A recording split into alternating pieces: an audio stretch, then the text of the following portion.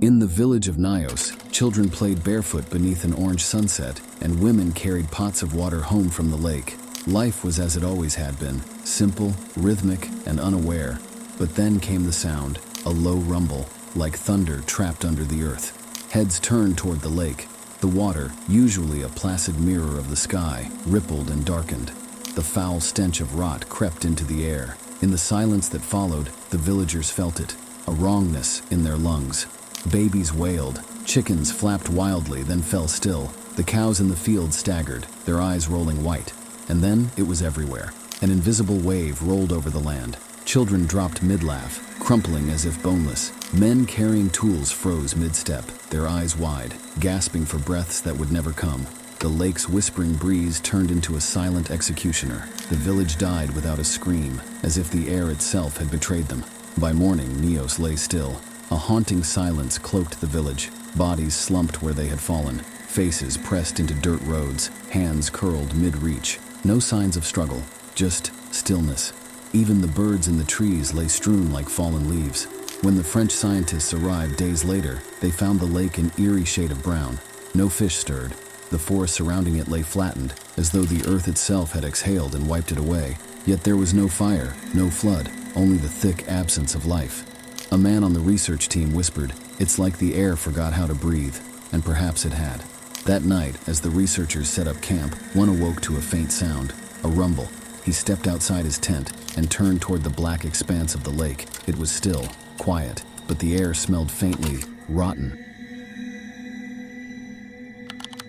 The crack in the earth was narrow and dark, a crooked mouth silently inviting the brave or the foolish. John had always been both. With his helmet scraping the limestone ceiling, he wriggled deeper into the tunnel, where each breath sounded loud and lonely. Almost there, he whispered to himself. They called it the birth canal, a tight, uncharted passage deep inside Nutty Putty Cave. It was narrow enough to crush a man's chest if he breathed too deep, yet John pressed forward, feeling the cold grip of the earth close in tighter. Then he couldn't move. It happened quickly. One twist of his hips too far, 1 inch too deep. His arms pinned under him. His legs flailed, trying to find purchase, but the tunnel ceiling bore down on him like a stone coffin. "Hey!" His voice echoed back at him in a mocking whisper. Panic surged. He couldn't breathe, couldn't turn, couldn't escape. Rescuers came. Hours passed. The pulley system squealed as it strained, but the rock wouldn't let go. "John, stay calm," a voice called down. But John knew the cave had already claimed him. The rock pressed harder against his chest. The world felt upside down, and John's mind wavered between dream and nightmare. Shadows crawled across the tunnel walls, and the earth whispered to him in grinding tones. Finally, the rescuers stopped calling. The world outside forgot about the mouth in the earth. But the cave didn't. It never forgets the ones it swallows. If you're quiet enough deep inside Nutty Putty Cave, you can still hear it. A faint, rhythmic tapping, like fingers brushing against stone.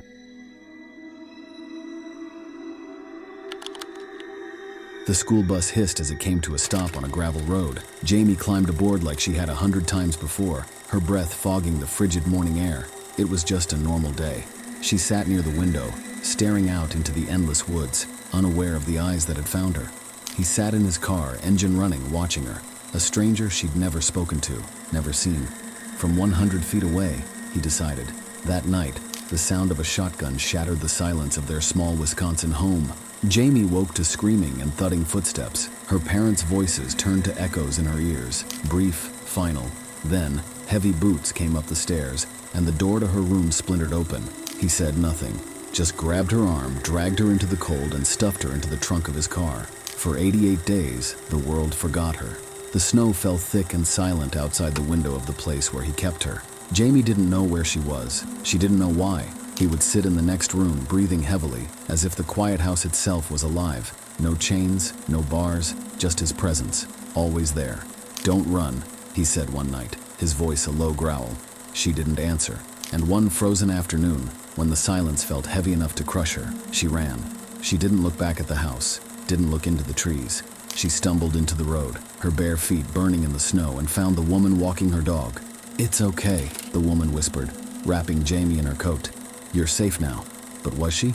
Because Jamie knew the truth. There was no reason she had been chosen.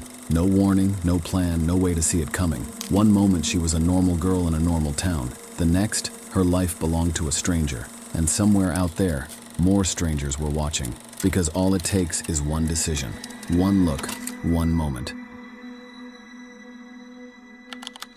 The barrel sat in the corner of the basement, rusted and silent.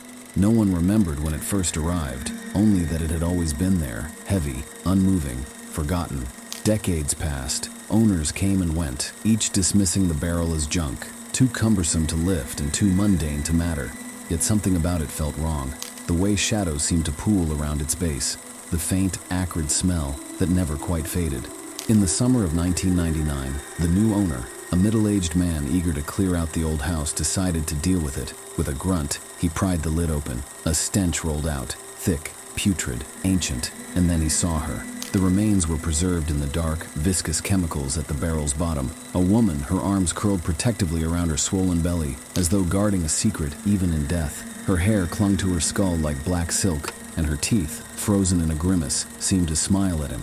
Police traced the barrel back through time, 1969. A young woman, Raina, who vanished without a trace. An affair, a pregnancy, a threat to tell.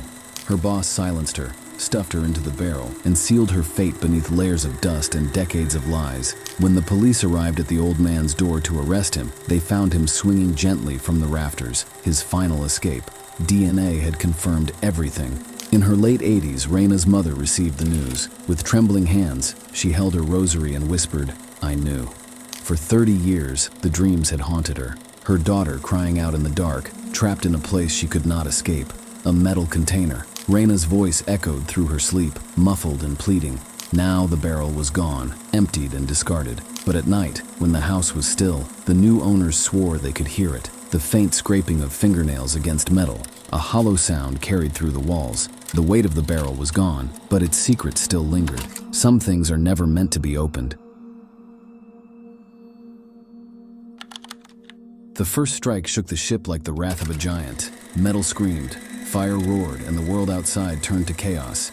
In the dark belly of the USS West Virginia, 3 men scrambled as seawater began to surge, sealing corridors like tombs.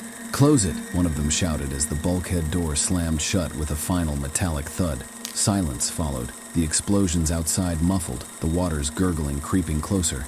When the pounding on the other side of the door stopped, they knew they were alone. Days passed. Darkness became their world. They rationed their supplies, tin cans of food, sips of stale water. The air was thick and bitter, metallic from the ship's own wounds. "It's only a matter of time," whispered one man, his voice cracking. They scratched days onto the metal wall with a piece of wire, counting the hours, the moments. December 7th, 8th, 9th. Days blurred, stretched endlessly. Hope shrank with each breath. They listened. Sometimes they thought they heard footsteps, voices calling from outside. Rescue or ghosts wandering the corridors of the dead. The banging started then.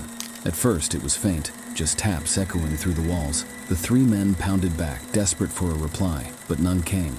The noises grew louder, sharper, like fists slamming on iron. "Who's there?" one man whispered into the black. The others hushed him. They all knew. The banging wasn't coming from outside. December 15th.